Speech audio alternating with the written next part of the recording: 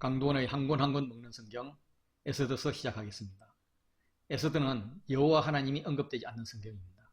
신약에서 인용도 없습니다. 그러나 하나님의 부재 가운데 하나님이 강력한 임재를 느낄 수 있는 성경입니다. 에스더서는 많은 반전들로 이루어져서 흥미진진합니다. 아하수에로 왕을 중심으로 유대인 모르드게와 아말렉인 하만이 대립합니다. 모르드게가 왕의 암살자를 고발하는 공을 세웠지만 하만이 지위가 높여집니다. 하만이 왕의 반기를 받습니다. 자신에게 절하지 않는 모르드게뿐만 아니라 유대인 모두를 죽일 음모를 꾸미고 왕의 이름으로 조서를 내립니다. 유대인은 애통하며 금식을 하죠. 그런데 에스더가 죽으면 죽으리라 왕 앞에 나갔던 그날 밤에 왕이 잠을 자지 못하면서 반전이 일어납니다. 모르드게를 죽이려던 하만이 죽게 되고 유대인은 기뻐하면서 잔치를 벌입니다. 이런 반전들과 더불어 많은 두 개의 연속이 있습니다. 왕의 잔치를 여는데 두 번입니다. 에스더도 두 번의 잔치를 엽니다. 유대인의 불임절 잔치가 두 번 나옵니다. 왕의 신복들의 명단도 내시가 한 번 나오고 지방간이 한 번 나오는 두 번입니다. 에스더가 유대인을 숨긴 사건도 두 번 나오고요. 처녀를 모으는 것도 에스더가 포함된 한 번이 나오고 에스더가 왕후가 되었음에도 불구하고 또 한 번 더 모으는 일이 나옵니다. 그 이후로도 계속 두 번의 이야기가 나옵니다. 많은 두 번의 이야기가 나오면서 때로는 대조로 때로는 비교로 사건을 이끌고 갑니다. 에스더는 많은 잔치들의 쌍으로 나오는데 그 중심에 에스더가 준비한 두 번의 잔치가 이렇게 나오고요. 그 사이에 왕이 잠 못 이루는 밤이 나옵니다. 이 밤을 기점으로 반전이 이루어집니다. 그래서 에스더서는 이 6장이 중심이 된 교차 대꾸 구조입니다. 사진은 원 나잇 위드 킹이란 에스더 영화의 주인공입니다. 이를 본 분은 많지 않을 것이고 영화 300은 많이 봤을 것입니다. 아하수에로 왕은 영화 300에 나오는 페르시아 왕 크세스 1세입니다. 아버지는 장군이었다가 왕이 된 다리오입니다. 다리오가 왕이 된 후에 왕의 정통성을 받기 위해서 고레스의 딸과 재혼을 했는데 그 사이에서 낳은 아들 아하수에로입니다. 그는 엄청 넓은 땅을 다스렸습니다. 이집트, 바벨론 지역 뿐만 아니라 메데 페르시아죠. 그리고 아테네 그리스 지역, 이 유럽까지 진출했습니다. 그래서 127지방이라고 표현하고 있습니다. 페르시아에는 4개의 수도가 있습니다. 바빌론은 행정 수도였고요. 페르세폴리스는 의뢰 수도로 보이고요. 수사는 왕의 주거처인데 겨울 수도였습니다. 여름엔 너무 더워서 위에 액타바나로 옮겼습니다. 지금 이 에스더서에서 현재는 겨울 수도인 수산 혹은 수사에 지금 있습니다. 주인공 아하수에로의 아버지 다리오 왕 이야기부터 시작을 할게요. 고레스가 페르시아를 건국한 후에 캄비세스가 뒤를 잠시 이었습니다. 그 뒤를 이어서 왕자가 아니면서 등극한 자가 다리오입니다. 아하수에로가 그 아들이고요. 아하수에로 아들은 에스라와 느헤미야 시대 페르시아 왕이었던 아닥사스다입니다. 다리오 왕 말년에 아테네의 후원을 받은 이 소아시아 지역, 이 그리스 도시들과 사이프러스가 반란을 일으켰습니다. 이 반란은 즉시 진압되었지만 배후 세력인 아테네를 비롯한 그리스 도시 국가들에 대해서 응징을 할 필요가 있었습니다. 이후 다리오 왕은 BC 491년에 다시 사절단을 그리스 각 지역으로 보내서 복종의 의미로 흙과 물을 보내라고 요구를 했는데 아테네를 제외한 다른 국가들은 모두 복종을 했는데 아테네는 사절들을 때리고 바위 틈 혹은 우물 속으로 던져 죽이고 이렇게 저항을 했습니다. 그래서 BC 490년 2차 원정을 감행을 합니다. 이 원정군은 9월 1일에 마라톤 지역에 상륙합니다. 아테네군은 중장보병 1만 명의 전력을 보유했고 페르시아군은 대략 2만 5천의 육군화가 600척의 함대를 마라톤 일대에 진출시킵니다. 아테네군은 페르시아군을 습지로 몰아넣어서 전쟁에 승리했다 생각을 했는데 페르시아 함선들이 아테네 쪽으로 향해 가는 겁니다. 페르시아군은 일부 병력을 함선에 태워서 아테네를 우회 공격할 계획을 세우고 있었고 기병 전투와 보병의 절반을 탑승시켜 놓고 있었습니다. 아테네는 페르시아 주력 부대에 상당 피해를 입히면서 마라톤 전투에는 승리했지만 페르시아 함대가 출발하는 것을 막지 못해서 위기였습니다. 그래서 아테네 장군 밀타데스는 피드피데스로 알려진 전령을 보냅니다. 그리고 급히 본대를 이끌고 페르시아 군보다 빨리 아테네에 도착해서 방어에 성공합니다. 이때 전령 피드피데스가 42.19km를 달려서 성전보를 전하고 죽었다는 이야기, 그게 마라톤 전설입니다. 역사적으로는 성전보보다는 페르시아 공격을 알리는 전령이었고 죽지 않고 다음 전투에 참가했다고도 합니다. 다리오 입장에서는 굉장히 모욕적인 패배였습니다. 이 패배를 보복하려고 했지만 이집트에서 반란이 일어나는 바람에 이집트 진압 준비를 하다가 BC 486년에 죽고 그 뒤를 이어서 아하수에로가 왕이 되었습니다. 아하수에로는 다리오의 장남이 아니었습니다. 이복형을 물리치고 왕이 될 때 그의 주장은 나는 페르시아인에게 자유를 준 고레스의 딸 아토사의 아들이다. 장남인 아타루바자네스가 태어날 때는 다리오가 왕이 아니었지만 자신이 태어났을 때는 이미 왕위에 있었다. 즉 왕자로 태어난 자는 본인이다. 이렇게 주장해서 왕위를 차지했다고 합니다. 아하수에로가 즉위하면서 먼저 부왕이 죽기 전에 있었던 이집트의 반란을 제압하고 그의 통치 얼마 뒤에 일어난 바벨론에서 일어난 반란을 진압해야 됐습니다. 그는 즉위 첫 2년을 반란을 진압하는 데 사용했습니다. 제3년에는 헬라에서 패배한 아버지를 위한 보복으로 대대적인 군사 원정 계획을 세웠습니다. 이 전쟁에 병력이 직결되는데 4년 소요되었다고 합니다. 이 정복 계획과 관련된 모임이 에스더 1장에 나오는 거창한 연회잔치입니다. 영화 원 나잇 위드 미드나잇에서는 아하수에로가 이렇게 나옵니다. 이 그림은 영화 301편에 나오는 아하수에로 왕입니다. 서양인 시각에서는 적이기 때문에 이상한 사람을 꾸며놓았습니다. 고고학적으로는 둘 다 잘못된 모양입니다. 당시는 수염이 인격이었고 권위였는데 둘 다 수염이 없습니다.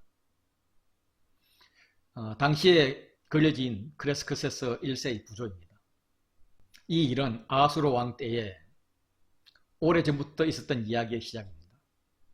유대인의 전승은 이런 문구를 앞으로 있을 큰 일, 위기에 대한 예고라고 합니다. 어떤 위기가 올까? 잔치가 벌어집니다. 무려 180일 동안. 이어서 수상궁 사람들을 위한 7일간 잔치가 또 이어집니다. 아마도 이 180일 동안 전국 귀족들이 모여서 잔치하는 동안에 협전을 하고 여러 가지로 불편하였을 사람들을 위한 잔치로 보입니다. 페르시아 왕국은 술을 마시는 법이 있었습니다. 왕이 술을 마실 때 다른 사람들도 같이 마시는 것입니다. 마시는 법도에서 법도는 히브리어로 다트입니다. 다트는 왕의 명령과 법도에 계속 사용됩니다. 예를 들면 4장 11절에 왕의 부름을 받지 않고 안뜰에 나아가서 왕에게 나아가면 죽는 법도 다트입니다. 왕이 내린 조서와 관련된 명령도 다트입니다. 페르시아는 모든 것을 다트, 즉 법으로 묶어 놓았습니다. 그런데 그 법을 풀고 원하는 대로 마시게 하는 관용을 베풉니다. 어떤 잔치기에 이렇게 풍성한 준비를 하고 이런 관용을 베풀까? 이거는 잔치라기보다는 전쟁 준비를 위한 전략회의, 장수 임명, 충성서약과 같은 행사입니다. 이때 왕이 왕후를 부릅니다. 그런데 왕후 와스디가 나타나지 않습니다. 왜 나타나지 않는지 저자는 그 이유를 밝히지 않습니다. 중요하지 않다는 거죠. 그런데 이 잔치로 인해서 왕과 왕후가 분리가 됩니다. 이거는 후에 잔치를 통해서 왕과 에스더가 연합되는 것과 대조를 이룹니다. 와스디는 불러도 나오지 않아서 폐위가 되는데 후에 에스더는 부르지 않아도 나옴으로써 사랑을 받고 민족을 구합니다. 왕이 왕후 와스디를 부르러 보낼 때에 내시 7명의 이름이 나옵니다. 그런데 와스디가 말을 듣지 않자 이것을 어떻게 처리할꼬 하면서 자문을 구할 때 현자 7명의 이름이 나옵니다. 이 내시 이름이 이렇게 나오고요. 현자 이름은 이렇게 나오는데, 그래서 내시는 처음부터 이렇게 나열을 하고 현자는 아래서부터 위로 이렇게 나열을 하면은 이름들이 비슷합니다. 무만, 머무간, 빅다, 다시스, 아박다, 아드마다, 세달, 가르가스, 가르스나. 좀 우습죠? 왕을 무대 위에 올려놓고 웃기는 짓을 보면서 독자들이 웃고 있습니다. 휘극이라 하죠. 엄청난 부와 힘을 과시하면서 술자리는 법을 무시하고 마시라고 했던 왕이 이제 자기 기분 상한 문제를 놓고 법을 들이댑니다. 다트를 풀었던 왕이 다트 속으로 모든 것을 끌어들이기 시작합니다. 왕이 이 사건을 어떻게 처리할까 현자들, 나라 첫 자리 앉은 자들에게 물어봤을 때 그들이 왕의 기색을 살핍니다. 왕의 안색을 살피는 자들의 법 적용은 뻔합니다. 왕 기분에 맞추는 것입니다. 왕후 문제는 왕후 뒤에 있는 정치 세력이 있기 때문에 쉽게 처리하기 어렵습니다. 그래서 왕후는 왕에게 잘못했지만 더 크게는 모든 남편들을 멸시한 것이다. 이 소문이 메대와 바사 기부인들에게 알려지면 지방관들에게서 멸시와 분노가 일어나게 될 것이다 라고 논리를 세워줍니다. 그래서 조서까지 동원되고 법률의 확실한 기록을 하고자 합니다. 아하수에로 왕의 안색에 맞는 법을 만들어서 처리하는 것입니다. 왕은 순간적으로 내가 멸시당한 것이 아니네, 남편들이 당한 거네 생각을 했겠지만 이것이 조서로 공시가 되면 멸시당한 것이 공시가 된다는 것을 생각하지 못합니다. 조서의 내용은 남편이 자기 민족의 언어로 말하게 하라고 합니다. 아마도 다른 나라 사람들끼리 결혼하면 두 언어를 같이 사용했을 것입니다. 특히 아이들은 엄마의 언어를 먼저 배웠을 것인데 이것이 자연스러운 것인데 지금까지는 용납했지만 이번에는 이걸 막고 있습니다. 아내는 남편의 말을 배우고 아이에게도 가르치라고 합니다. 그러면 남편들이 존경할 것이라고 합니다. 두려워하겠죠. 존경할까요? 이렇게 그들은 자기들끼리 계획을 세우지만 이것마저도 하나님이 백성들을 위해서 사용하십니다. 아하수에로는 한마디로 괴팍하고 혼자서는 아무것도 할 수 없는 무능력한 자입니다. 그리고 모든 것이 과장과 화려입니다. 에스더가 왕후가 될 텐데 이런 괴팍하고 무능한 남편이자 왕을 어떻게 다룰까 기대가 되는 거죠. 2장 1절은 그 후에 아하수에로 왕의 노가 맺힘에로 시작합니다. 그동안 있었던 역사적 사건들을 정리해보면 BC 486년에 다리오가 죽은 후에 이집트 반란을 진압합니다. 그리고 485년에 바벨론에서 반란을 진압합니다. 그리고 483년에 1장에서 소개되었던 거창한 잔치가 있었고 480년 9월 살라미스 해전에 참패해서 퇴각했고 그의 겨울 수상궁이 있습니다. 그동안 아하수에로는 아버지 다리우스 왕을 패배시킨 마라톤 전쟁을 기억하고 그 한을 풀려고 거대한 군사력을 동원해서 군사 원정을 감행했었습니다. 사실 아하수에로 왕은 처음에는 그리스 원정에 별 관심이 없었고 오직 이집트를 토벌하기 위한 군대를 조직하는 일로만 그의 통치 시대를 열었습니다. 그러나 중심, 특히 그리스에서 쫓겨난 귀족 고종사촌 동생 마르도니우스의 설득으로 원정을 결심하게 됩니다. 육로로 주력군이 이동을 합니다. 그러면서 가는 곳마다 지방에서 군사들을 모읍니다. 기록에는 170만이라고 하는데 30만 정도 되지 않았을까 생각합니다. 해로로 해군이 이렇게 같이 가죠. 그리고 헬레폰토스 해협에서 배로 다리를 만듭니다. 다리오가 1차 원정에서 이곳 헬레폰토스에서 광풍을 만나서 전쟁도 못 해보고 철거한 경험이 있습니다. 배 다리를 건너서 데르모필레스까지 진격을 합니다. 이 사진은 영하 300에 나오는 건데요. 영웅적인 스파르타 군의 밀집 대형이 좁은 길에서 이렇게 막습니다. 그래서 저기 가까이 오면 이 방패로 빈틈없이 방어를 한 다음에 긴 창으로 적을 찌르는 전법으로 페르시아가 고증을 합니다. 스파르타군은 데르모필레 계곡에서 밀집 대응으로 300명의 스파르타 전사가 모두 전사했지만 이틀을 저지할 수 있었습니다. 3일째 배신자에 의해서 협곡의 뒷길을 이렇게 알게 됩니다. 그래서 크레스컷에서는 데르모필레스 전투에서 승리를 합니다. 아테네로 진격을 합니다. 아테네는 이미 텅 빈 상태였습니다. 아테네 시까지 점령해서 아크로폴리스 성체를 태워버렸습니다. 아테네는 육군으로 페르시아를 이길 수 없다는 것을 알고 아테네 시민 전체를 배에 태워서 살라미스 섬으로 이동했습니다. 이제 해전이 벌어졌죠. 아테네의 데미스토클레스의 계략에 속아서 페르시아 함대는 해협 북쪽으로 사라진 그리스군을 추격하기 위해서 해협의 가장 좁은 구역으로 이렇게 들어갑니다. 살라미스 여기 있고요. 그러자 그리스 해군이 돌연히 방향을 바꾸어서 페르시아 군을 공격했습니다. 페르시아 해군은 덩치가 컸는데 좁은 살라미스 바다에서 기동력을 잃어버렸습니다. 상대적으로 가벼운 그리스의 갤리선에 의해서 페르시아 군함이 격파되어서 11시간의 해전에서 페르시아의 패배로 끝납니다. 그리고 헬레스폰트 다리를 끊어버린다는 그런 소문이 들렸습니다. 아하수에로는 바다의 지배권을 잃었기 때문에 그 다리가 끊어지면 페르시아와 본토의 보급이 차단될 것을 우려해서 그리스 원정을 하자고 우기던 마르도니우스의 정예부대를 남기고 모든 병력이 철수를 합니다. 남아있던 마르도니우스는 플라타이아 전투에서 그리스군에게 대패해서 전사함으로써 이 원정은 실패로 끝납니다. 그래서 현재는 BC 480년 9월 살라미스 해진에서 대패해서 돌아온 겨울입니다. 인생 살고 싶지 않은 무력함에 잡혔습니다. 과거의 결정에 대해서 후회하기 시작합니다. 와스디도 생각나고 그에 대해서 내린 조서도 생각이 났습니다. 어쩌면 와스디는 왕의 원정 전쟁을 반대해서 왕의 초청에 응하지 않았을지도 모릅니다. 그렇다면 왕후 와스디가 옳았던 것입니다. 와스디 폐위를 주도한 신하들 입장에서는 위기입니다. 사실 그들은 그리스 원정을 싫어했던 아하수에로를 부축해서 전쟁에 나가게 한 장본인들이기도 합니다. 그래서 왕의 관심을 돌려야 합니다. 왕의 입맛에 맞는 왕후를 뽑자는 것입니다.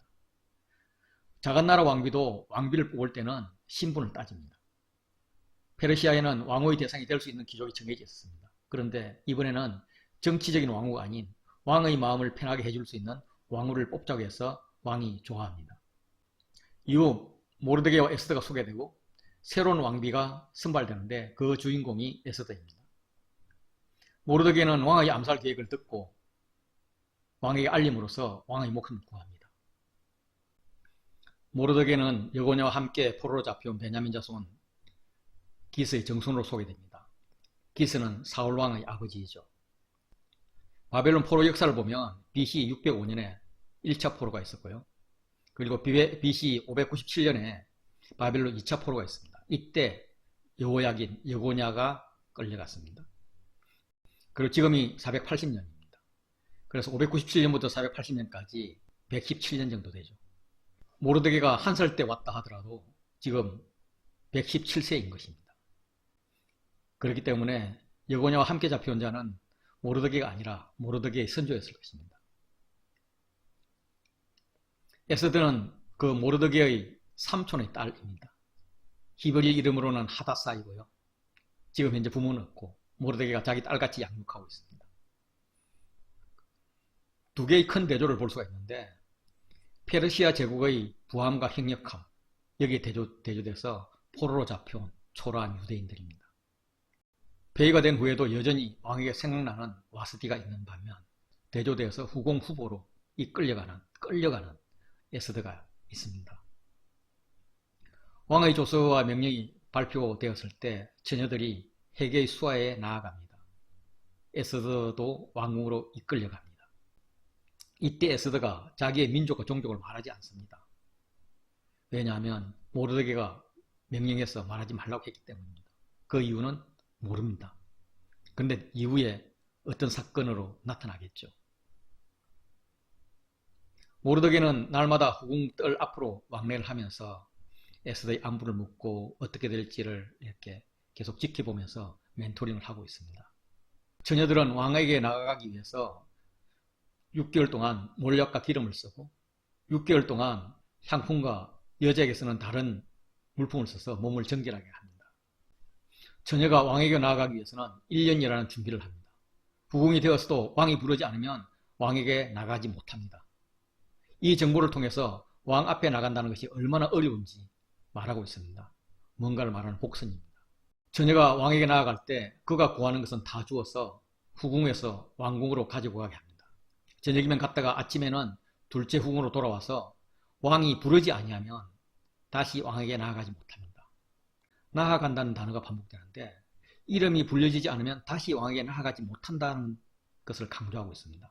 그런데 에스더는 왕에게 나아갈 때에 이름이 사용됩니다. 그가 얼마나 귀한지 모르드게의 삼촌 아비아달의 딸, 곧 모르드게가 자기 딸같이 양육하는 에스더라고 소개를 합니다.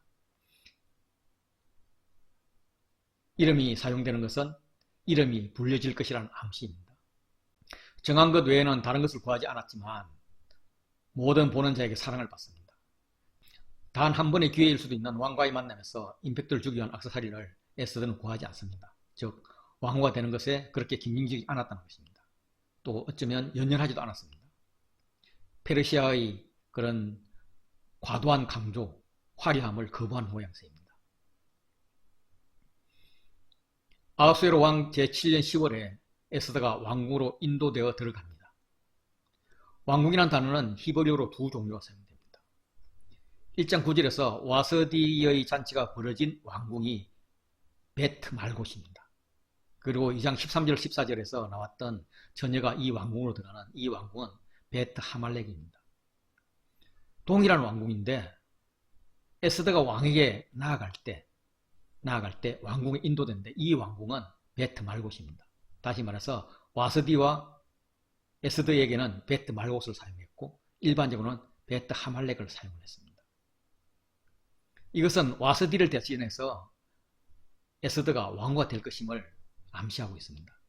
왕이 모든 여자보다 에스더를 더 사랑해서 왕이 그의 머리에 관을 씌우고 와서디를 대신해서 왕으로 삼습니다. 왕후가 선정되자 잔치가 벌어집니다. 에스더를 위한 잔치인데 모든 지방관과 신하들을 초대합니다.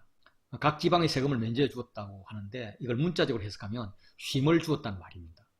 휴일로 선포한 것으로 보입니다. 에스더서에서 잔치는 2개씩 쌍을 이룹니다. 그런데 왕후 와서디의 잔치는 한 번뿐이었습니다.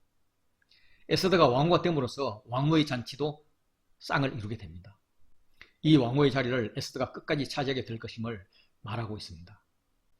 에스더를 왕후로 선정했음에도 불구하고 왕이 또 여자들을 모읍니다. 왕후를 뽑았는데 왜 모을까?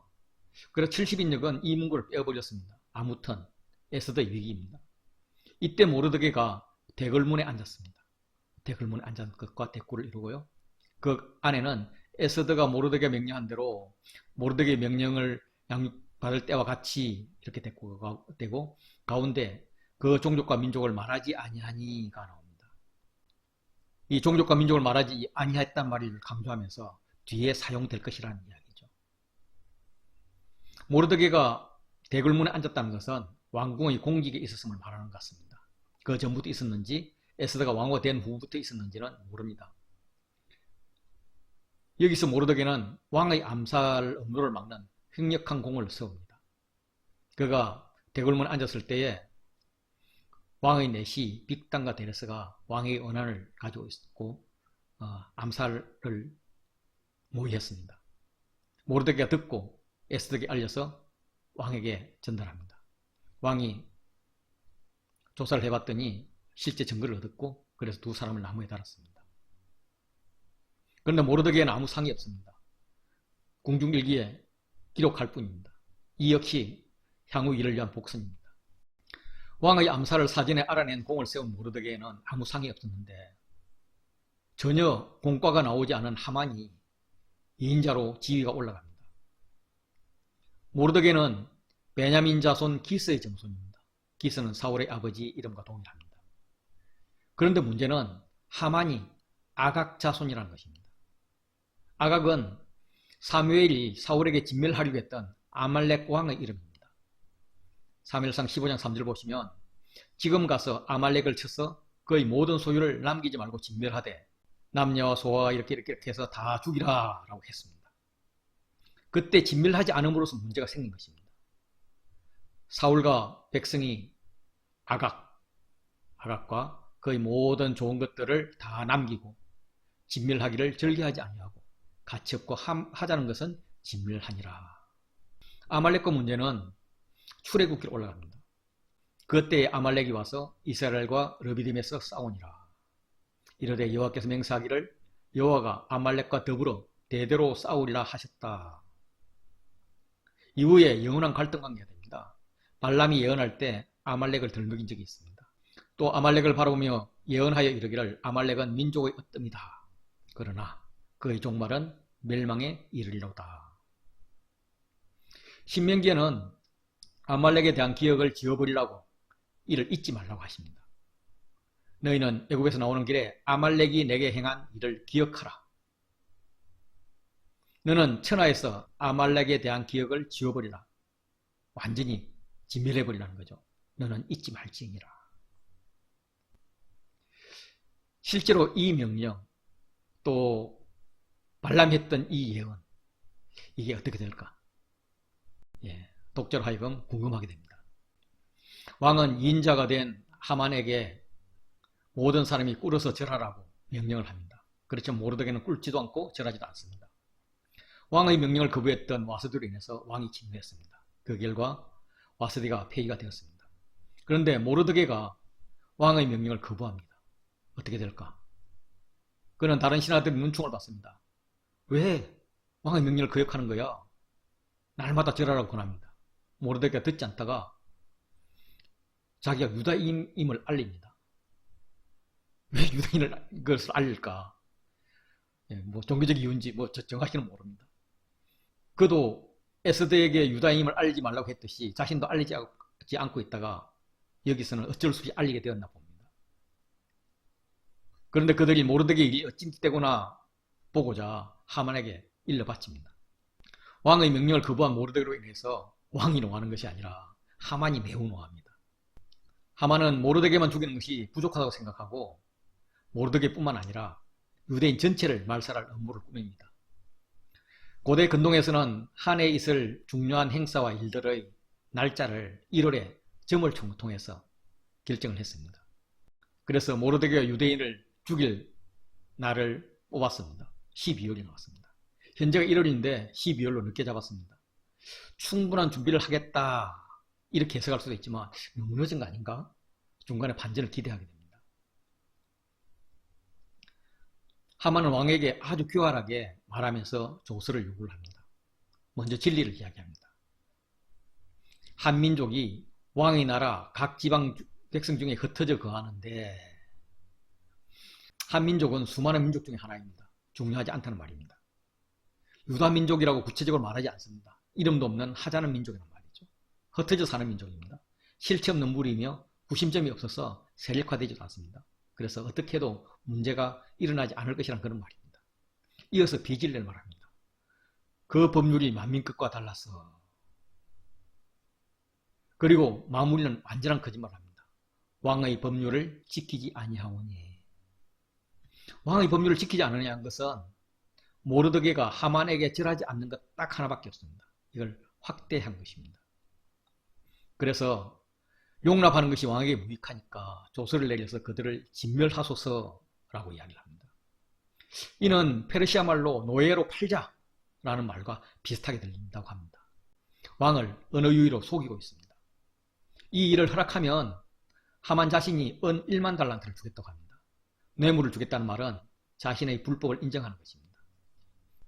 왕은 하만이 1만 달란트 성금을 주고 노예 판 금액도 또 주겠다는 말로 들은 듯 합니다. 다리우스 시대에 1년 동안 거둔 세금이 은 1만 4,560달란트라는 기록이 있습니다. 하만이 주기로 한 1만 달란트는 페르시아 1년 예산의 3분의 2에 해당되는 어마어마한 돈입니다. 그리스 원정 전쟁에서 실패로 돈이 궁색한 왕에게는 구미가 당기는 제한이 있을 겁니다.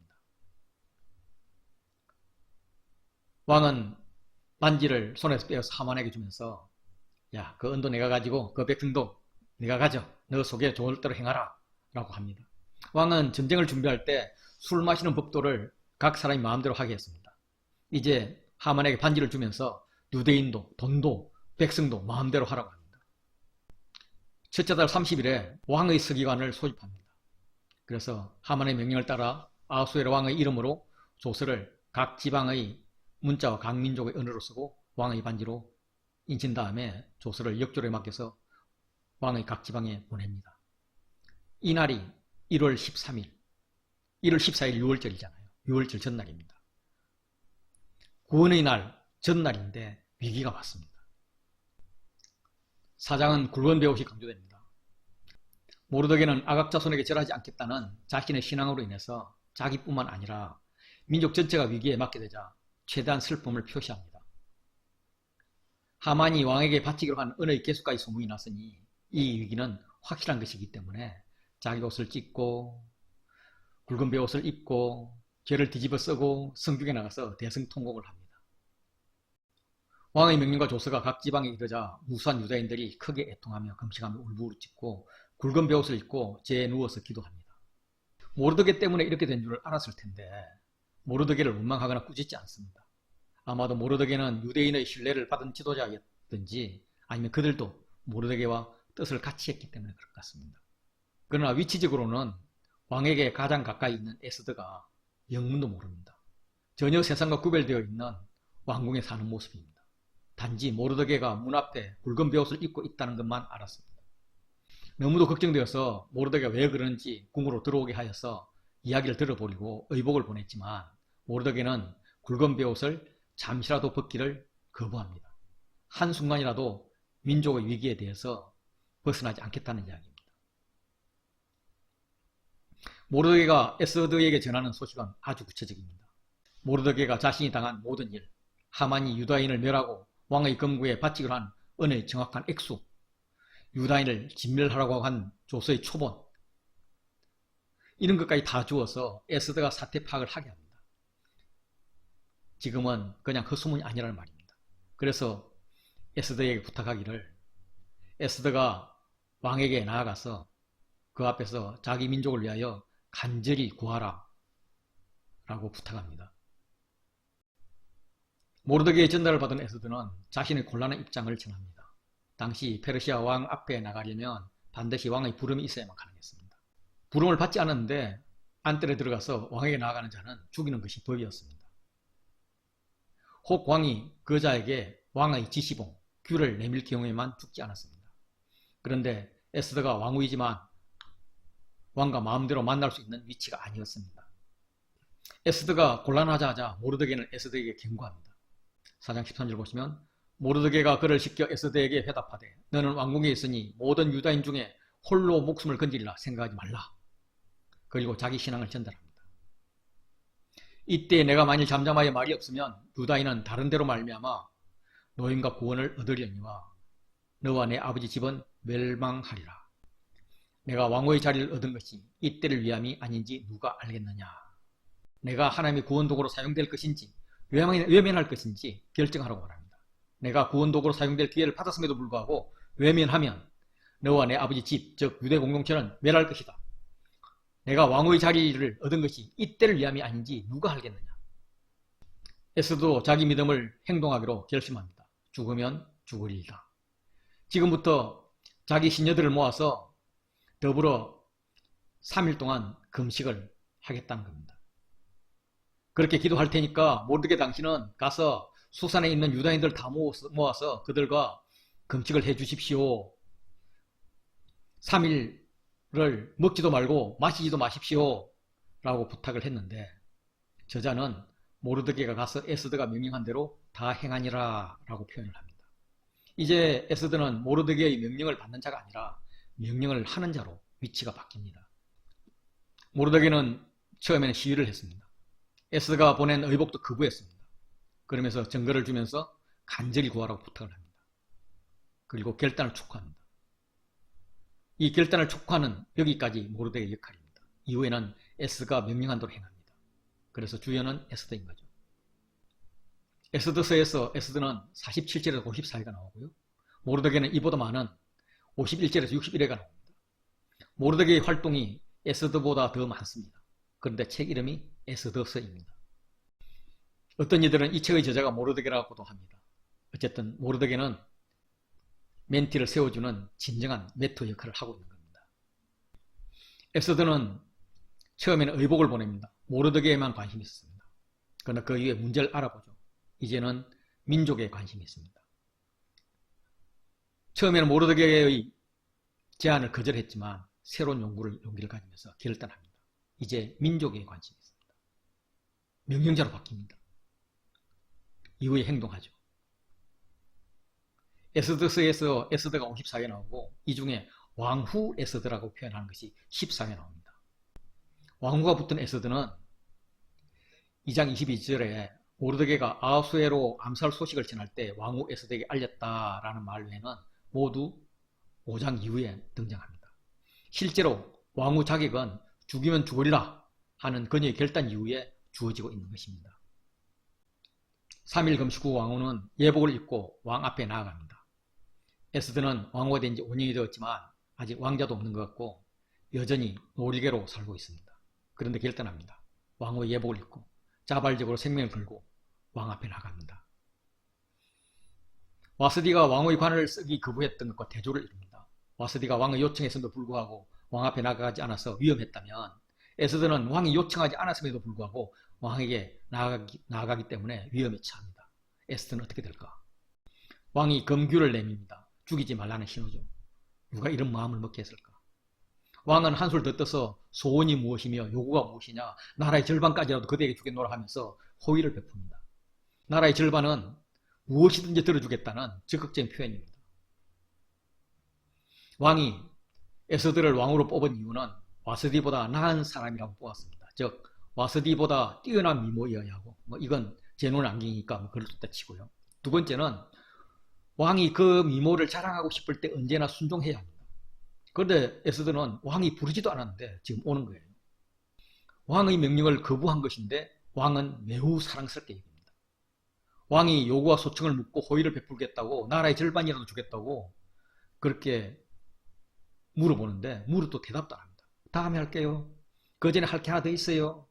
나의 잔치에 하만과 함께 참가하는 거예요. 이렇게 해서 왕이 에스더의 명령을 듣는 꼴로 만들어버립니다. 물론 이때도 에스더는 아무 힘이 없습니다. 왕이 하만과 함께 에스더의 잔치에 왔고 왕이 에스더에게 또다시 소청과 요구를 묻습니다. 궁금한 것이죠. 에스더는 즉시 요청을 하지 않습니다. 그러나 왕이 사용했던 것과 동일하게 나의 소청, 나의 요구라는 단어를 사용해서 요청이 분명히 있음을 말합니다. 그렇지만은 다음 단추로 미룸으로써 에스더가 요청하는 것이 아니라 오히려 왕이 요청하는 것으로 분위기를 바꿔버립니다. 와스디는 왕의 잔치에 오지 않아서 폐위되었습니다. 이제 왕후 에스더는 왕을 잔치에 초대합니다. 오지 않으면 폐위될지도 모르는 분위기입니다. 그래서 왕이 순종하죠.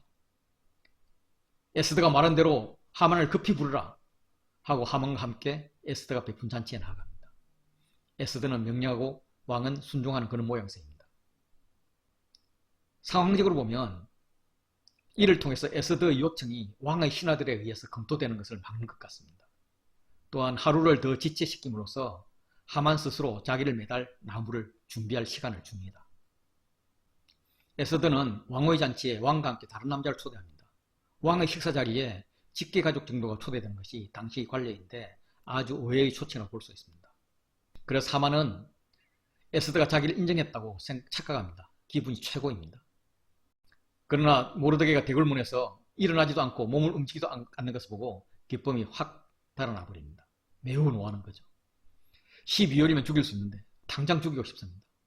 참고 집에 돌아와서 사람을 보내서 그의 친구들과 그의 아내 세레스를 청합니다. 그리고 자신을 과시합니다. 불필요한 자랑이죠. 실컷 자기 자랑해놓고서는 요점을 말하죠. 유다 사람 모르드게가 대궐문에 앉은 것을 보는 동안에는 이 모든 일이 만족하지 아니하는도다. 아내 세레스와 친구들이 조언을 합니다. 나무에 매달아 죽이라. 그래서 나무를 준비하게 됩니다.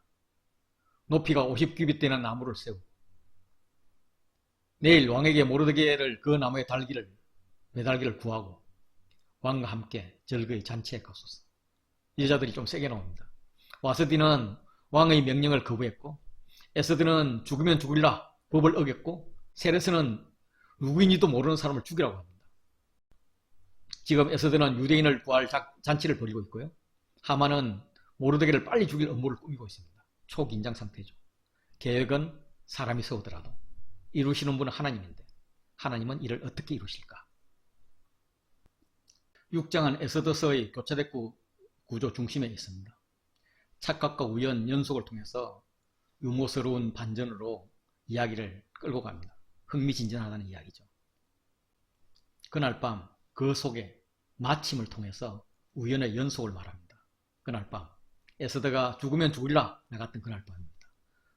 왕이 잠을 못 이룹니다.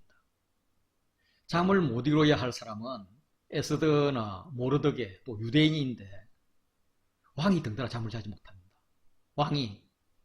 잠이 왕에게서 도망가 버렸습니다. 중보기도의 위력으로 보입니다. 비정상적인 왕이 정상으로 돌아왔습니다. 에스더서에서 아하수에로 왕이 잠이 오지 않으면 역대 일기를 통해서 과거를 되돌아보고 정치를 준비할 정도로 그렇게 선왕으로 나오지 않습니다. 그런데 왕이 잠이 오지 않으므로 그동안의 정사를 되돌아봅니다. 어떤 사건들을 어떻게 처리했지? 읽는 자들은 마치 모르드게의 공직품을 읽어줍니다. 그 속에 기록하기를 문을 지키던 왕의 두 넷이 빅다나와 데레스가 아수르 왕을 암살하려는 음모를 모르드게가 고발하였다 한지라. 그러니까 왕이 보상을 제대로 했는지 물어봅니다. 신하들은 또 어떻게 했는지 모르드게에게 아무것도 베풀지 않았다고 보고합니다. 누구랑 상의할 참모가 있는가 찾았을 때 마침 하만이 기다리고 있습니다. 왕이 부르지 않았는데 에스더가 나갔을 때 에스더가 세워졌습니다. 그런데 왕이 부르지 않았는데 나간 하만은 어떻게 될까? 상황을 정리하면 유다는 진멸당할 위기에 있습니다. 하만은 이미 왕의 허락을 받아서 진멸조서를 보냈고 그 중심이 되는 모르드게를 나무에 매달아 죽이기 위해 왕에게 허락받으러 왔는데 하나님이 시간을 맞춰서 아수에로 마음에 모르드게에게 상 주고 싶은 마음을 부어주는 것입니다. 이런 우연과 우연의 연속은 하나님의 작품이라고 볼 수밖에 없습니다. 하나님께서 하나씩 정리하는 거죠. 헤로도투스에 의하면 페르시아 왕들은 그들을 돕거나 왕국을 위해서 공을 세운 사람을 곧장 치하하고 포상하는 일에 자부심을 느꼈다고 합니다. 아수에로도 그리스 원정 때 자기를 도운 두 선장에게 땅을 포상했고 자기 동생을 구해준 사람을 칠리키아 총독으로 삼았습니다. 그런데 자신의 목숨을 구해준 자에게 아무것도 하지 않았다니 말이 안 되죠. 예, 왕이 질문합니다. 여봐라, 누가 뜰에 있느냐? 마침 하나님은 하만을 시간에 맞춰서 딱 준비시켰습니다. 왕은 하나님이 잠을 거두셔서 잠을 자지 못했습니다. 동일한 시간에 하만은 잔치에 가기 전에 모르드게를 나무에 달 궁리를 하느라고 잠을 자지 못하고 일찍 왕을 방문해서 눈치만 보고 있는데 왕이 부르니까 와, 척척 맞아 떨어지는 그런 기분이었을 겁니다. 하만이 왕에게 구하고자 왔는데 오히려 왕이 하만에게 구합니다. 왕이 묻는 거죠. 왕이 존귀하게 하기를 원하는 사람에게 어떻게 하여야 하겠느냐? 하만이 착각에 빠집니다. 왕이 존귀하게 하기를 원하는 자는 2인자입니다.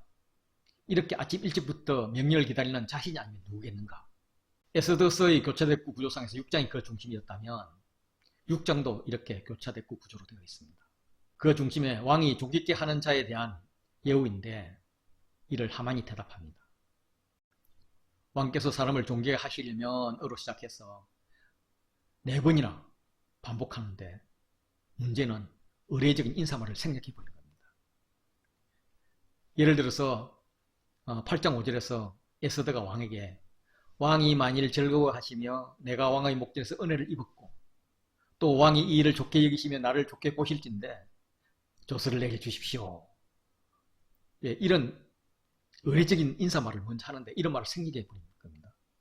이런 말을 생략해 버린 것은 이런 날을 학수고대 기다렸다는 것이 마음속에 있는 말이 확 튀어나와 버린 것이죠. 그게 어떤 말인지 한번 보시죠. 요셉이 애국 총리가 되었을 때 입었던 복장이 있습니다. 자기의 인장 반지를 빼어 요셉의 손에 끼우고 인장 반지는 이미 하만이 차고 있죠. 그에게 세마포 옷을 입히고 세마포 옷 대신 왕이 입었던 왕복을 요구합니다. 금사슬을 목에 걸고 왕의 머리에 쓰는 왕관을 요구를 해요. 자기에게 있는 버금수레에 그를 태우며 왕이 타는 말로 바꿉니다. 무리가 그 앞에서 소리 지르기를 무리가 그 앞에 소리 지르는 것을 왕의 신하 중에서 가장 존귀한 자가 선포하라고 합니다. 요셉에 비해서 훨씬 높은 대우를 하라는 겁니다.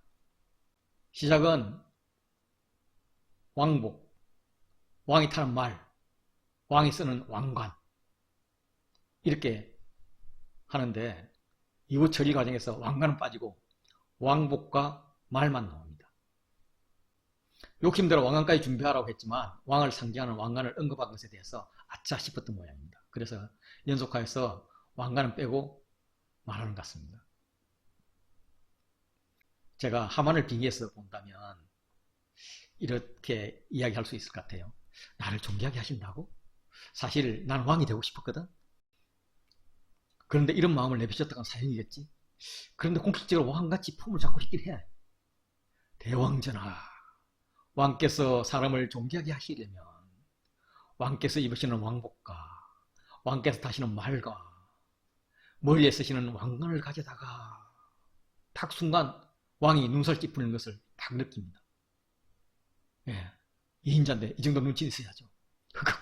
왕관은 빼야 되겠군. 이렇게 느낀 다음에 그 다음에는 그 왕복과 말을 왕의 신하 중 가장 존귀한 자의 손에 맡겨서, 그런데 여전히 왕의 화가 안 풀어진 것 같아요. 왕이란 단도 빼야 되겠다. 그래서 그 사람에게 옷을 입히고 말을 태워서 성중 거리로 다니면서 그 사람에게 반파에 이르기를, 왕이 존귀하게 하기를 원하시는 사람에게는 이같이 할 것이라 하게 하소서.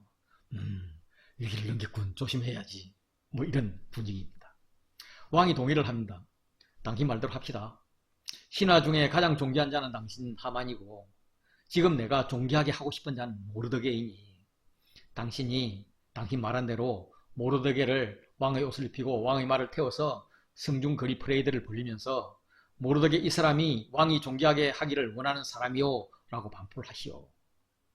모르드게를 죽이려고 허락받으러 왔는데 모르드게의 시종 역할을 하라는 것입니다. 왕의 명령이니 어찌합니까? 하만은 왕복과 말을 가져다가 모르드게의 옷을 입히고 말에 태워서 성중 거리로 다니면서 큰 소리로 선포를 했죠. 왕이 존귀하게 하시기를 원하는 사람에게는 이같이 할 것이라. 아수에로 왕은 하만에게 어떻게 그렇게 가혹한 명령을 내렸을까? 이게 이제 앞에서 설명한 대로 왕이 모르드게의 상을 줄이는 순수한 마음을 했다면 현재 가장 존귀한 신하는 하만이고 존귀케 해야 될 신하는 모르드게인데, 어쨌든 분위기는 하만에서 모르드게로 무게중심이 이동되는 것입니다. 이거는 왕도 모르고 한 말이죠. 만약에 왕이 하만의 왕권 욕심을 의심하고 명령했다면, 야, 혹시 너 왕이 되고 싶니? 혹시 너 암살 배후에 있었던 거 아냐? 그렇게 이렇게 하면 어떻게 나올지 두고 보자. 뭐 이렇게 했을 것 같아요. 어쨌든 이런 것을 이용해서 하나님이 일하십니다. 하나님 굉장히 재밌으시죠. 내 편에서요. 하나님 어떤 면에서 아주 잔인하십니다. 대적의 편에서 보면요. 왕이 잠시 제 위치를 찾는 듯 했더니 모르드게가 하만보다 높아지는 그런 기상천외한 일이 벌어집니다. 그런데 그들은 다시 제자리로 돌아갑니다. 돌아오고 돌아가서 모르드게는 대궐문에 앉아있을 때 하만에게 절하지 않아서 자신뿐만 아니라 민족이 진멸당할 위기에 처해졌는데, 그래서 성중 거리에서 베옷을 입고 애통했는데, 다시 대궐문에 앉았을 때는 하만이 왕복과 말을 가져다가 퍼레이드를 벌여주었습니다. 그 모르드게가 다시 대궐문으로 돌아와서 업무에 원상복귀합니다. 그렇지만 하만은 모르드게의 퍼레이드에서 시종 역할을 한 것으로 인해서 자존심이 완전히 뭉개져 버렸습니다. 분내합니다. 머리를 싸고 급히 집으로 돌아가서 당한 모든 일을 그의 아내 세레스와 모든 친구들에게 말하고 위로를 받고자 합니다. 지혜로운 자여, 당신이 나에게를 위로해 주시오. 여보 세레스, 당신이면 나를 위로해 주겠지. 그런데 늘 위로를 해주던 자들이 저주합니다. 모르드게와 하만이 각각 자기의 자리로 돌아갔지만, 그래서 모든 상황과 사람들이 부조리와 비정상으로 돌아갈 것 같았는데, 부조리와 비정상에 있었던 하만의 친구들과 아내 세레스는 여전히 정상입니다.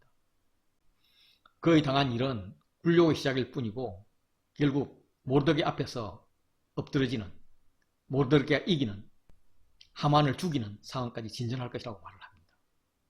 그들은 아마 아말렉에 대한 예언 성취를 알고 있었나 봅니다.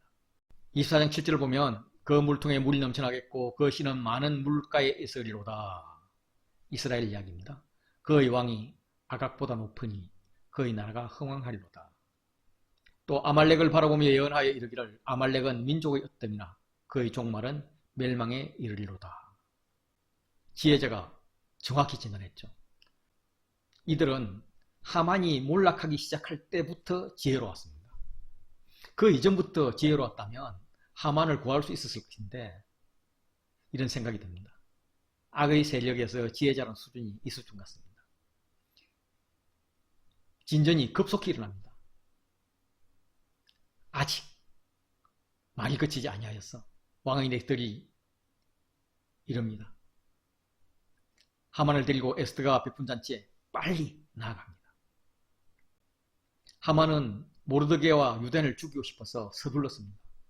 제비 뽑기를 했는데 1월에 뽑았는데 12월로 하나님께서 연기시켜버렸어요. 모르드게를 죽이기로 작정하고 나무를 준비하고 서둘렀는데 자신의 죽음이 빨리 오고 있습니다. 왕이 하만과 함께 왕후 에스더의 잔치에 갑니다. 에스더의 둘째 날 잔치입니다. 왕이 에스더에게 소청과 요구를 묻습니다. 에스더에서는 소청과 요구 이 두 단어가 계속 반복되어 나왔습니다. 5장 3절에도 그대의 소원이 무엇이며 요구가 무엇이냐, 5장 6절에도 그대의 소청이 무엇이며 그대의 요구가 무엇이냐, 그리고 이 둘째 날 잔치에 그대의 소청이 무엇이냐, 그대의 요구가 무엇이냐 이렇게 묻습니다. 왕후 에스더가 대답하여 이르되 왕이여 내가 만일 왕의 목전에 은혜를 입었으며 왕이 좋게 여기시면 내 소청대로 내 생명을 내게 주시고 내 요구대로 내 민족을 내게 주소서. 에스더의 소청은 생명입니다. 내를 반복하며 내 생명, 내 민족이라 말합니다. 그래서 에스더는 살리고 유대인들을 죽일 가능성을 아예 배제시켜버립니다. 왕후인 자신이 죽게 되었으니 살려달라는 겁니다. 왕후를 죽이는 것은 반역죄입니다. 누가 반역죄를 일으켰지? 왕도 모르고 이인자 하만도 모르고 있습니다. 왕도 하만도 자존심이 확 상했을 것입니다. 왕후 에스더의 소청과 요구는 내 생명을 구해주십시오, 내 민족을 구해주십시오 였습니다. 왜냐하면 나와 내 민족이 팔려서 죽임과 도륙함과 진멸함을 당하게 되었기 때문입니다. 그러면서 이어지는 말이 만일 우리가 노비로 팔렸더라면 내가 잠잠하였으리이다. 우리가 노비로 팔렸더라면 이렇게까지는 말하지 않았을 것입니다. 노비로 팔릴 경우도 왕의 손에는 은 1만 달란트로는 보충하기가 안 되죠. 하물며 죽임, 도륙함, 진멸함의 손해라는 것은 이루 말할 수 없습니다. 에스더의 소청과 요구의 결론은 왕의 손해가 없게 하는 것입니다. 아주 돈을 좋아하는 왕에게 결정타를 날리는 거죠. 에스더의 소청 기준이 왕의 손익으로 따져지는 겁니다. 이는 또한 왕이 잘못 이해하고 있는 하만의 유대인에 대한 계획을 바로잡아주는 것입니다. 3장 9절에서 하만이 왕에게 왕이 옳게 여기시거든 조서를 내려 그들을 진멸하소서 라고 했는데 이게 페르시아 말로는 노예로 팔자와 비슷하게 들린다고 말씀드렸지 않습니까? 그래서 왕을 언어 유희로 속였다고 말씀드렸는데 지금 에스더가 이 사실을 알려줍니다. 그래서 만일 우리가 노비로 팔렸더라면 내가 잠잠하였으리이다 라고 말합니다. 그는 우리를 노비로 파는 게 아니었어요. 우리를 죽임과 도륙함과 진멸함으로 끌어넣는 거예요. 이런 거죠. 왕은 하만이 백성을 노예로 팔겠다, 노예로 풀겠다 해놓고 조서를 쓸 때는 죽이도록 한 것을 알고 지금 당황합니다. 감히 이런 일을 심중에 품은 자가 누구며 그가 어디 있느냐. 7장 5절의 원문은 왕이 왕비에게 물었다, 그리고 왕이 에스더에게 물었다 입니다. 문법적으로는 아주 다듬어지지 않은 그런 표현이라고 해요. 이거는 의도적으로 왕의 분노와 당혹함을 왕이 마치 말을 더듬는 모습으로 표현한 겁니다. 왕은 절대 통치자임을 자부했는데 자기 왕후도 지키지 못하는 수치심, 그래서 분노하고 있습니다. 이렇게 감정을 극대화시켜놓고 왕이 말씀하시는 대적과 원수는 바로 이 하만입니다. 이 한마디로 에스더는 1인자 아하수에로 왕과 2인자 하만을 KO시킵니다. 하만 입장에서 볼까요? 누구라고? 나라고? 이게 어찌된 일이야? 아니 왕후가 유대인이었던 거야? 일이 되게 꼬였네. 죽었다. 에스더에게 유대인임을 밝히지 못하게 한 것이 여기서 사용되고 있습니다. 하만은 두려워서 벌벌 떨고 있습니다. 왕은 수습할 시간을 벌기 위해서 화를 내고는 자리를 잠시 피해 왕궁 후원으로 들어갑니다. 이놈이 도대체 어떻게 했기에 나를 이렇게 창피를 준단 말인가? 그래도 충복인데 상납도 많이 했는데 어떻게 하나? 반면에 왕이 자기에게 벌을 내리기로 결심한 줄 알아차린 하만은 왕후 에스더에게 생명을 구합니다. 하만에게 머리를 숙이지 않다가 자기뿐만 아니라 유대인 전체의 생명을 위협받게 한 모르드게와 대조적으로 하만은 자기의 생명을 구하기 위해서 유대인 에스더가 앉은 글상 위에 엎드립니다. 점쟁이 친구 중에 지혜로운 자와 그의 아내 세르스가 예언한 대로 지금 엎드러진 것입니다. 이는 굴욕과 동일한 단어입니다. 생명을 빼앗으려 했던 자가 이제 무릎을 꿇고 생명을 구합니다. 왕이 이미 하만을 죽이로 결심을 했습니다. 그러면 자신의 과거도 묻혀버릴 것이고 선수금으로 받은 돈 1만 달러도 빼앗기지 않아도 됩니다. 어떻게 죽이지? 왕이 진상 파악을 위해서 몇 가지 더 확인하고 싶은 게 있었던 모양입니다. 그래서 다시 에스더에게로 왔는데 그 눈앞에 펼쳐진 광경은 에스더는 글상에 앉아서 바들바들 떨고 있고 하만은 그녀에게 바석 붙어서 뭔가를 하고 있습니다. 어느 나라든 왕후 가까이 갈 수 있는 남자는 없습니다. 페르시아 법도 마찬가지입니다. 왕 외에는 누구도 왕후나 후궁과 단둘이 있을 수 없었습니다. 왕이 나가면 하만도 나아가야 했습니다. 왕과 사람들이 있더라도 왕후와 후궁과는 최소한 7걸음 이상 떨어져 있어야 합니다. 그런데 하만은 오히려 왕후 가까이 가 있습니다. 왕후의 의자가 당시 많이 사용되었던 안락 의자라면 왕후는 뒤로 눕혀진 자세가 되었을 것이고 그 발 앞에 엎드린 하만은 뒤에서 보면 의자 위를 덮치는 모습으로 보였을지도 모릅니다. 어쨌든 지금 왕도 저자도 지금 제정신이 아닙니다. 왕이 의도적으로 표현합니다. 강간으로 몰고 갑니다. 아니 저놈이 왕후를 죽이고 도륙하고 진멸하려더니 이제는 강간까지 하려는구나. 왕의 아내를 차지하는 것은 왕이 되겠다고 하는 것입니다. 그러니까 눈치 빠른 왕의 경호군사 무리가 하만을 얼굴로 쏴버립니다. 하만은 더 이상 이 세상을 볼 수 없게 되었습니다. 왕을 모신 내시 중에 하르보나가 왕에게 아부합니다. 죽임, 도륙함, 진멸, 강간뿐만 아니라 왕을 위하여 충성된 말로 고발한 모르드게를 달고자 하여 하만이 높이가 50규빗 된 나무를 준비하였습니다. 라고 말합니다. 그 나무가 하만의 집에 세워져 있습니다. 아니 왕이 높이려 하는 자를 죽이려 했다고? 이건 사인감입니다. 게다가 나무가 50규빗, 22.5m 이렇게 큰 나무를 혼자서 왕으로 다 해먹고 있군. 저놈이 혹시 암살 음모자의 배우인 거 아니야? 다음에 나를 죽이겠다가 들겠네?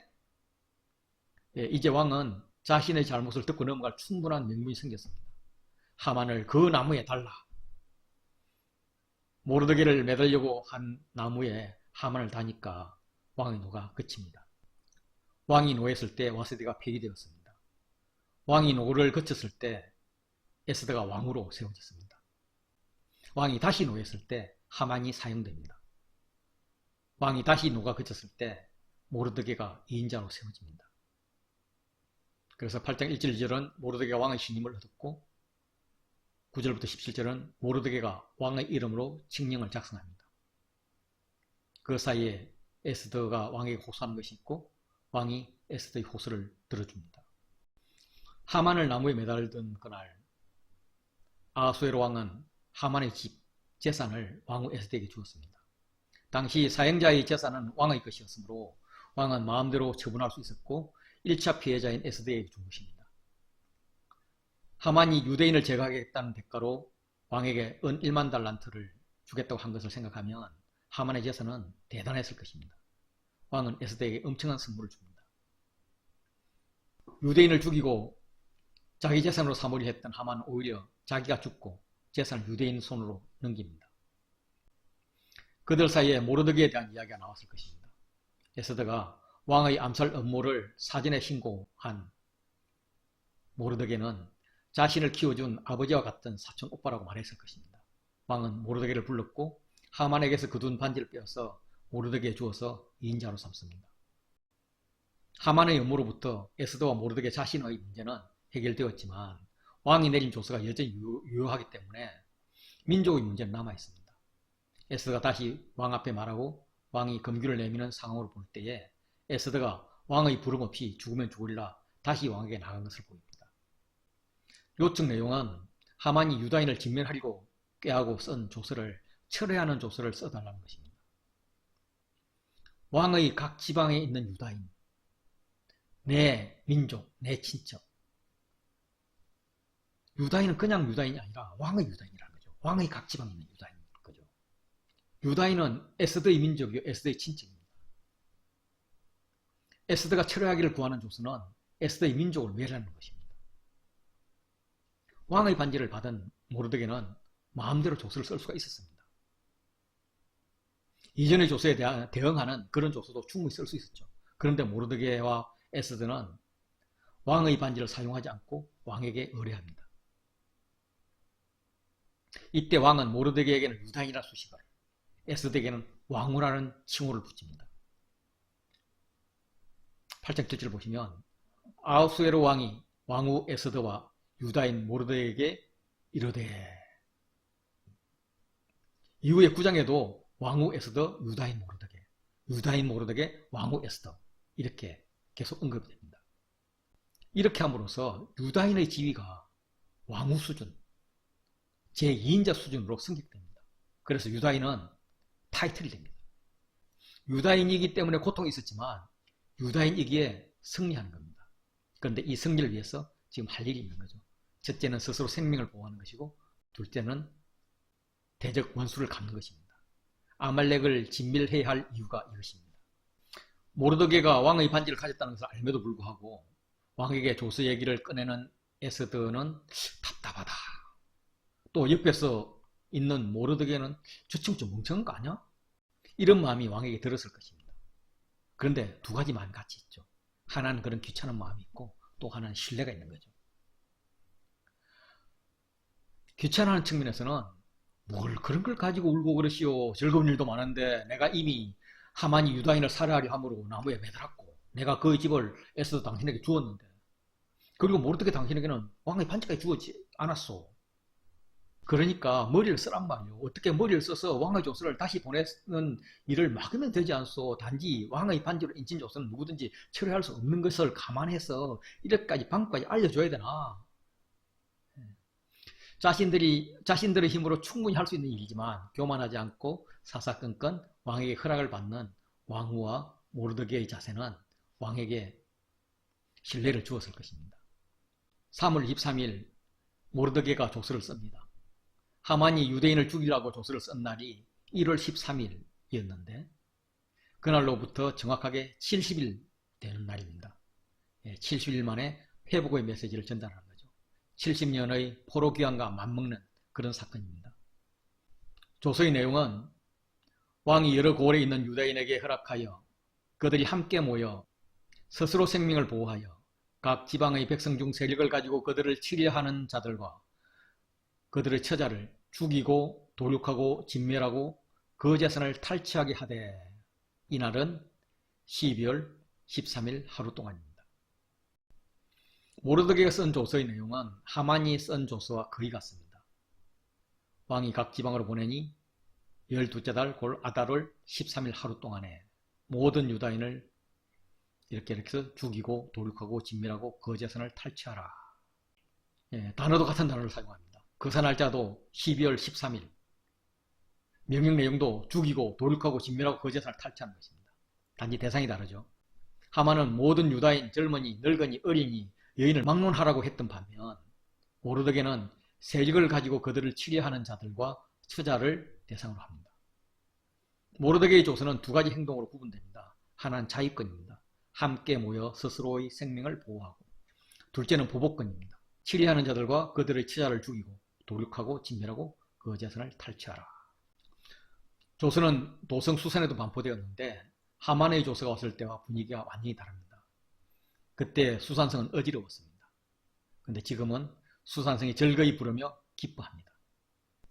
하만의 조서가 내려왔을 때 모르드게가 이 모든 일을 알고 자기 옷을 찢고 굵은 베옷을 입고 죄를 뒤집어 썼습니다. 다시 말해서 모르드게의 복장이 장례복이었습니다. 그런데 모르드게의 조서가 내렸을 때는 모르드게가 푸르고 흰 조복을 입고 건관을 쓰고 자색 가는 배 겉옷을 입고 모르드게의 복장이 관복입니다. 하만의 조서로 인해서 유다인은 크게 애통하여 금식하며 울며 부르짖었는데 모르드게의 조서로 인해서는 유다인에게는 영광과 즐거움과 기쁨과 존귀함이 있었습니다.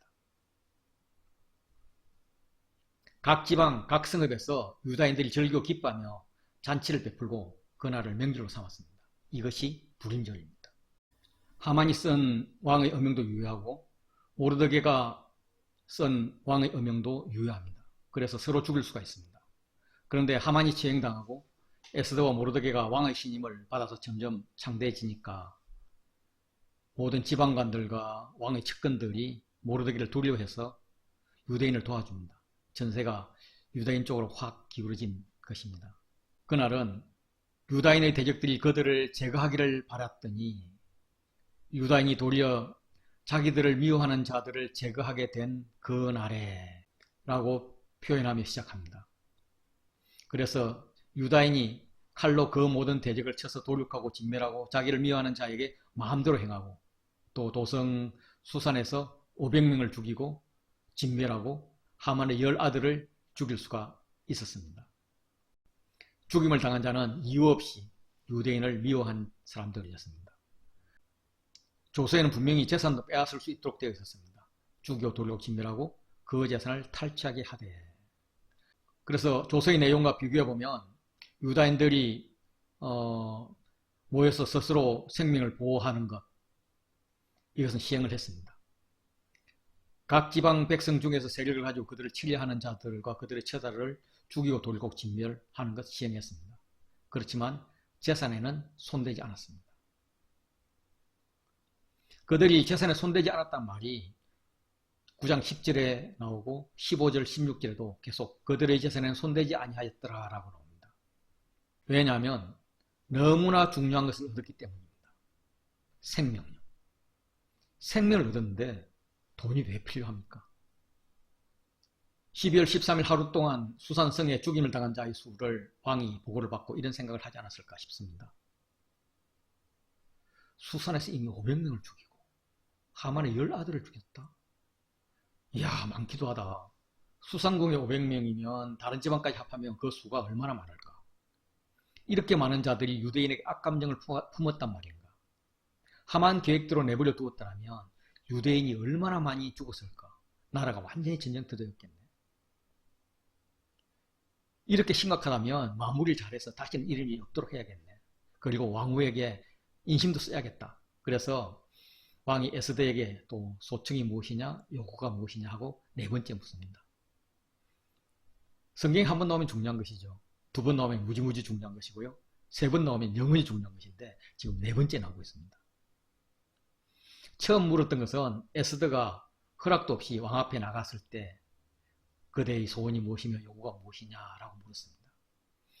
그리고 첫 잔치 자리에서 또 물었죠. 에스더는 말하지 않고 다음 잔치에 나오라고 했죠. 세 번째 왕이 또 물었습니다. 그때 요구했던 것이 생명이었습니다. 이제 네 번째 질문은 사뭇 심각합니다. 에스더는 확실한 요구를 합니다. 수산에 사는 유다인들이 내일도 오늘대로 행하게 하십시오. 하만의 10아들의 시체를 나무에 매달리게 하십시오. 생명을 요구한 데 이은 죄의 진배를 할 기회를 달라고 요구합니다. 하만은 많은 자녀를 자랑했는데 10아들이 죽게 되었을 뿐만 아니라 나무에 매달리는 수치를 당합니다. 에스더의 미모와 대비되는 잔인성일까요? 이렇게까지는 할 필요가 없지 않느냐고 생각할 수는 있습니다. 아닙니다. 죄는 이렇게 진멸하는 것입니다. 고대 근동에서 죽은 자를 나무에 매다는 것은 사망죄에 대한 최고의 수치였습니다. 에스더는 하만의 아들들을 매달므로써 하나님의 백성을 대적하는 자의 말로가 어떠한가를 보여줬습니다. 강력한 경고인 거죠. 이 날의 이름은 불임절입니다. 불임은 불의 복수입니다. 불은 제비뽑기를 뜻하는 아카디아어의 히브리식 발음입니다.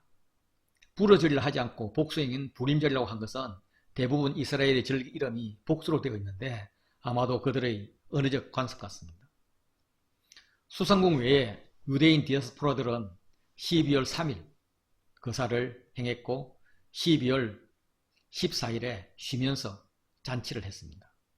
수상궁에 사는 유대인들은 12월 13일, 14일에 거세를 행했고 15일에 쉬면서 잔치를 베풀었습니다.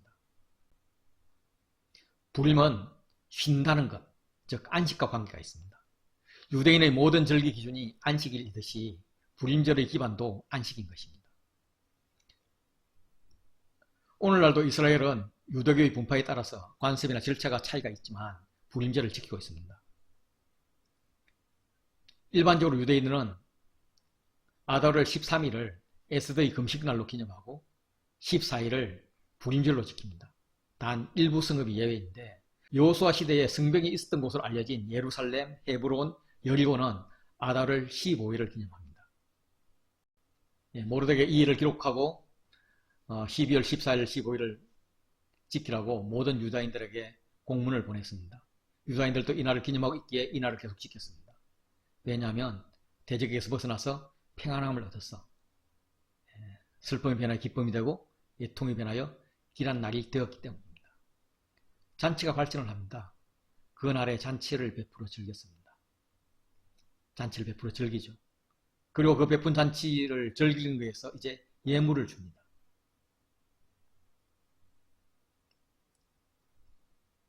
이 두 날을 지켜 잔치를 베풀고 즐거이 예물을 주며 가난한 자를 구제하라라고 합니다. 구원의 감격으로 찾은 안식. 그 안식의 날에 잔치를 베풀고 즐기며 서로 예물을 줍니다. 사고 파는 것이 아니라 주고받습니다. 주고받음의 최종 형태는 가난한 자를 구제하는 것입니다. 가난한 자가 없게 하는 구제입니다. 물론 영이 가난한 자도 없게 하는 부분이 있겠죠. 9장 20절부터 32절은 모르드게로 시작해서 에스더로 끝나는 인클루지오 구조입니다. 기록하고 기록했죠. 그 가운데 불임절 제정에 관련 사항이 있습니다. 9장 30절 보시면 화평하고 진실한 말로 편지를 써서 이렇게 보냈다라고 합니다. 이 화평과 진실은 스가랴 8장 19절에 진리와 화평이 나옵니다. 만군의 여호와가 이같이 말하노라. 넷째 달의 금식과 다섯째 달의 금식과 일곱째 달의 금식과 열째 달의 금식이 변하여 유다 족속에게 기쁨과 즐거움과 희락의 절기들이 되리니 오직 너희는 진리와 화평을 사랑할지니라. 스가랴 시절 이 금식은 자원하여서 만들어진 것입니다. 그리고 이 자원하여서 만들어진 것이 기쁨과 즐거움과 희락의 절기가 되었습니다. 하나님 해주신 거죠. 다시 말해서 불임절도 사람들이 해야 될 것은 자원하여서 만듭시다 라는 거죠. 왜냐하면 하나님께서 기쁨과 즐거움과 희락의 절기로 만들어 주셨으니. 구약 성서에서 레위 23장에 5대 절기가 나옵니다. 안식절과 초실절을 합해서 7대 절기라고도 하죠. 구약의 후대 역사에 성립된 절기가 에스더에 나오는 불임절입니다. 또 성경에 나오지 않는 절기가 성전 회복을 기념하는 한우카, 수전절입니다. 불임절은 유대인의 구원의 상징이 되는 그런 명칭이 되었고요. 유대 공동체가 무서운 문명이나 유대인의 학살, 하만 같은 통치자의 핍박에서 구원을 받을 때마다 구원의 상징적인 이름이 되어서 유대 공동체가 축하했습니다. 또한 유대인들에게는 특별한 가정 불임절도 있었다 합니다. 예를 들어서 어떤 유대인 가정이 재난에서 구원을 받은 경우가 있을 때는 그들의 구원의 기념일로 불임절을 정하여서 지키는 풍습이 있었다고 합니다. 유대인의 회당에서 5개의 축제날에 읽는 5 두루마리, 소위 메길롯이라는 책이 있습니다. 아가스는 6월절에, 룻기는 오순절에, 에가는 예루살렘 멸망 기념일에, 전도서는 장막절에, 에스더는 불임절에 읽혀졌습니다.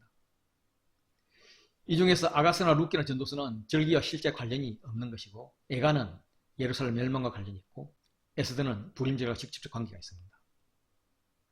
에스더를 읽으면서 모르드게가 나오면 와 하고 환호를 하고, 하만이 나오면 우 하고 야유를 하는 관습이 현재도 계속되고 있습니다. 아말렉에 대한 기억을 완전히 지우기 위한 것이라고 합니다. 불임절의 시작은 기쁜 축제일, 잔치 관용의 날이었습니다. 그런데 후에는 폭식과 과음, 그리고 매우 소란스러운 가운데 베풀어지는 것으로 이렇게 바뀌었습니다. 길에서 이렇게 술을 먹고 있는 것.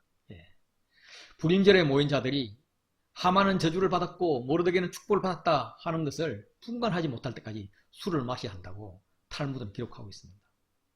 그래서 불임절은 성일의 분위기를 돋구거나 영적 고향을 일으키도록 하는 그런 특별한 의식이 없다고 합니다. 그리고 하만 때리기 이런 게 있습니다. 석판이에 하만의 이름을 쓰거나 그의 모양을 그려서 그 모양과 이름이 완전히 문질러질 때까지 그것을 때리고 지지겼습니다. 발에 하만의 이름을 써서 하만의 이름이 언급될 때마다 발을 강하게 꽝꽝꽝 받는 그런 풍습도 있었다고 합니다. 에스더의 마지막 부분은 첫 부분과 대꾸를 이루고 있습니다. 인도로부터 구스까지 거대한 지역을 다스렸던 페르시아는 모르드게로 인해 본토뿐만 아니라 살라미스 해전 때 패배로 잃었던 바다와 섬들까지 회복했습니다. 그들로부터 조공을 받아서 나라의 부안과 행복함을 유지할 수가 있었습니다. 에스더의 마지막 부분은 두 가지 사건을 기록하고 있습니다. 첫째, 아하수에로 왕은 하각 자손들을 이름으로써 손해를 보았는데 이를 조공으로 보완하고 있습니다. 본토는 물론 그리스 전쟁 패배 후 실권을 잃었던 지중해의 바다의 섬까지 조공으로 바칠 수 있도록 모르드게가 조치를 취한 것으로 보입니다. 둘째로는 모르드게가 높여집니다. 그는 왕의 다음으로 왕과 같은 대우를 받았습니다. 그의 사적이 메데와 바사 왕들의 일기에 기록되었습니다. 그는 유다인 중에서 크게 존경받았고 그의 많은 형제에게 사랑을 받았습니다. 왜냐하면 그는 그의 백성의 이익을 도모했고 그의 모든 종족을 안위하였기 때문입니다. 이 부한나라를 움직이는 것은 왕과 중심들을 이어야 할 것입니다. 그런데 에스더스가 말하는 그들은 우스꽝스러운 광대에 불과했습니다. 거창한 잔치가 연속적으로 벌어졌지만 권력 다툼하고 돈거래로 이어졌습니다. 에스더는 포로로 끌려간 백성입니다. 그리고 귀환할 기회가 있음에도 불구하고 그대로 바벨론에 남아있는 자들이었습니다. 그들에게 유대인의 정체성이 있었을까? 모르드게가 민족 말살의 위험을 무릅쓰면서까지 정체성을 지킵니다. 그리고 딸같이 기른 에스더를 일깨워줍니다. 에스더가 죽으면 죽으리라 결단합니다. 에스더의 목표는 생명이었습니다. 이를 위해서 금식하고 하나님께 기도했고 왕에게 간절히 구했습니다. 변화가 일어납니다.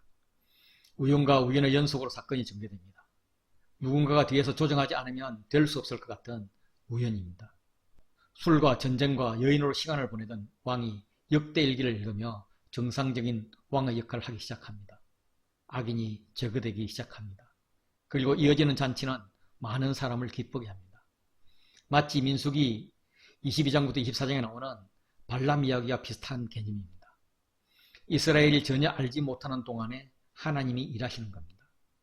발락이 발람에게 돈을 주고 이스라엘을 저주하게 했습니다. 그러나 하나님은 발람이 저주를 하지 못하게 막으실 뿐만 아니라 오히려 축복하게 하셨습니다. 하나님이 없는 것 같은 현실이, 아무도 도와주지 않을 것 같은 상황이, 정체성마저 흔들리는 환경이 하나님을 구할 절호의 기회가 됩니다. 하나님이 일하시는 것을 볼 수 있기 때문입니다. 이때 내가 해야 할 일은 생명에 대한 간절함입니다. 나의 생명, 가족의 생명, 이웃의 생명, 육의 생명이 아니라 영의 생명에 대한 간절함입니다.